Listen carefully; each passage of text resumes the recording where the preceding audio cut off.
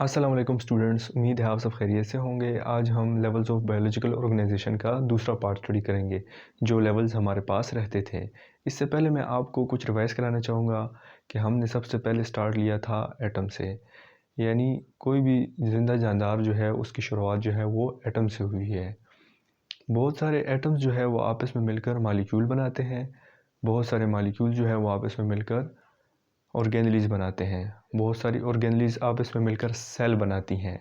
बहुत सारे सेल्स आपस में मिलकर टिश्यू बनाते हैं और बहुत सारे टिश्यूज़ आपस में मिलकर ऑर्गन बनाते हैं। बहुत सारे ऑर्गन्स आपस में मिलकर ऑर्गन सिस्टम बनाते हैं। बहुत सारे ऑर्गन सिस्टम्स आपस में मिलकर ऑर्गेनिज़म बनाते हैं, पूरा मुकम्मल एक जानदार बनाते हैं।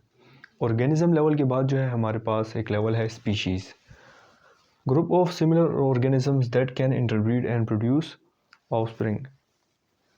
स्पीशीज़ जो है वो एक जैसे जानदारों का, मिलते जुलते जानदारों का ग्रुप होता है जो आपस में इंटरब्रीड कर सके, यानी आपस में मिलाप कर सके और ऑफस्प्रिंग यानी बच्चे पैदा कर सके, तो वो हमारे पास स्पीशीज़ कहलाती है। स्पीशीज़ की एग्जांपल जो है वो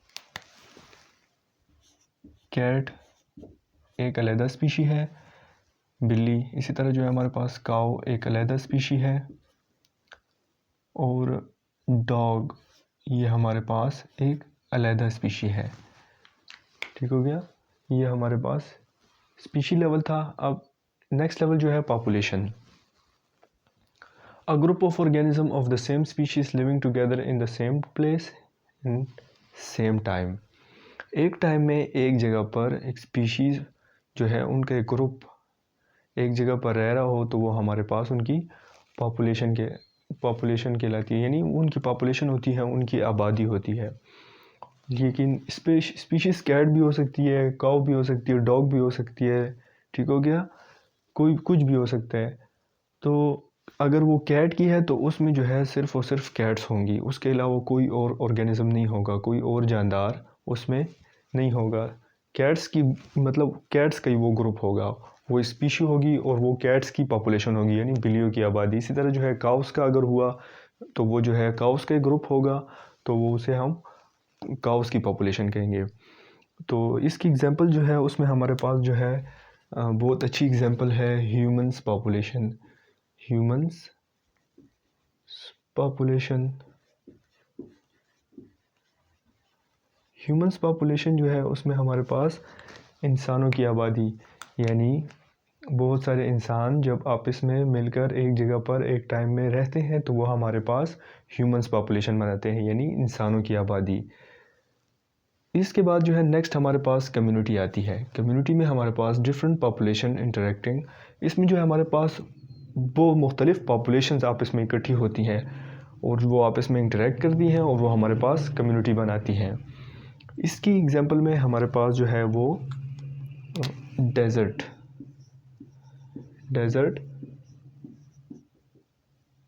कम्युनिटी।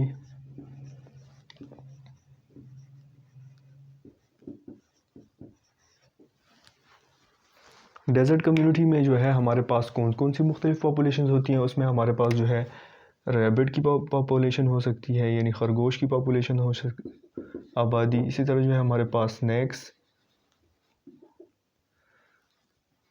स्नैक्स की पॉपुलेशन हो सकती है, और कैट्स की पॉपुलेशन हो सकती है, बर्ड्स की पॉपुलेशन हो सकती है। मतलब मुख्तलिफ़ पॉपुलेशंस आपस में मिलकर हमारे पास डेज़र्ट कम्युनिटी यानी डेज़र्ट की कम्युनिटी बनाती है, सहरा की कम्युनिटी बनाती है। फिर जो है हमारे पास नेक्स्ट लेवल जो है इकोसिस्टम जो है उसमें हमारे पास जो है द नेचुरल एरिया, एक कुदरती एरिया जहाँ पर लिविंग ऑर्गेनिज्म रहते हैं, लेकिन उनके साथ जो है यहाँ पर इन्वायरमेंट भी शामिल हो जाता है। इस लेवल में इकोसिस्टम में जो है वो इन्वायरमेंट भी शामिल हो जाता है, इंटरेक्ट एंड एक्सचेंज मटेरियल। इसमें जो है बहुत सारे जानदार जो हैं वो रहते हैं और एक नेचुरल एरिया में कुदरती एक एरिया होता है जहाँ पर वो रहते हैं और उनका इन्वायरमेंट के साथ भी इंटरेक्ट होता है, ताल्लुक़ होता है, और वो उनके साथ जो है मटेरियल एक्सचेंज करते हैं। इसकी एग्जांपल में जो है मैं आपको डेज़र्ट भी हो गया, मतलब डेज़र्ट, लेकिन फॉरेस्ट जो है जंगल, ये भी मैं आपको जो है एक अच्छी एग्जांपल दूंगा। फॉरेस्ट में जो है बहुत सारे जानदार होते हैं, जंगलों में जो है बहुत सारे ऑर्गेनिजम्स होते हैं, बहुत सारे जानदार होते हैं और वो आपस में एक दूसरे के साथ इंटरेक्ट करते हैं और वो जो है कुदरती एक माहौल भी होता है। और जो है उसके अंदर जो है ये में एक्सचेंज किस तरह करते हैं मटेरियल को, कि अगर कोई ऑर्गेनिज्म है उसको ऑक्सीजन की ज़रूरत है तो ऑक्सीजन जो है वो उसको प्लांट से मिलेगी। तो इसी तरह जो है प्लांट्स को किस चीज़ की ज़रूरत होती है, फोटोसिंथेसिस के लिए कार्बन डाइऑक्साइड की ज़रूरत होती है। जो ऑर्गेनिज्म जो है वो एक्सहेल करते हैं कार्बन डाइऑक्साइड, तो वो जो है प्लांट्स के लिए ज़रूरत होती है। तो इसी तरह जो है इनके दरमियान जो है मटेरियल चेंज होता है। और भी बहुत सारी एग्जांपल हैं, लेकिन आपको समझाने के लिए सिर्फ इतना। तो ये हमारे पास जो है इकोसिस्टम लेवल आ गया। नेक्स्ट लेवल जो है हमारे पास बायोस्फीयर है, the part of the earth in which life exist. Biosphere जो है ये हमारे पास लास्ट लेवल है और ये सबसे बड़ा लेवल है। इसमें जो है ज़मीन का वो हिस्सा जहाँ पर लाइफ एग्जिस्ट करती है, जहाँ पर ज़िंदगी पाई जाती है, ज़मीन का वो हिस्सा यानी कुर्रा अर्ज़, इंक्लूडिंग लैंड्स, यानी इनके अंदर जो है ज़मीन खुश्की पर जो ज़िंदा जानदार रहते हैं, जो लाइफ एग्जिस्ट करती है, या पानी के अंदर जो है मछलियाँ वगैरह हैं, जो जानदार हैं, फ़िश जो है शार्क है, वेल्स हैं। इसी तरह जो है हमारे पास एटमॉस्फेयर, यानी एटमॉस्फेयर के अंदर भी जो है, अब हवा के अंदर भी जो हवा के अंदर जो जानदार हैं, परिंदे वगैरह हैं, तो ये भी जो है हमारे पास बायोस्फीयर के अंदर आ जाता है। इसके अलावा जो है हमारे पास बायोस्फीयर की जो है 3 बेसिक जोन्स हैं, लिथोस्फीयर, हाइड्रोस्फीयर और एटमॉस्फेयर। लिथोस्फीयर जो है ये हमारे ज़मीन का सॉलिड पोर्शन होता है, यानी इसमें जो है अर्थ आ जाती है, ज़मीन का सॉलिड पोर्शन में लैंड्स और माउंटेन्स वगैरह, ठीक हो गया। इसी तरह जो है चोटियाँ जो होती हैं वो आ जाती हैं, यानी सॉलिड पार्ट आ जाता है लिथोस्फीयर में। हाइड्रोस्फीयर में हमारे पास ज़मीन का वो पार्ट जो पानी पर मुश्तमिल होता है, ठीक हो गया, पानी पर मुश्तमिल होता है।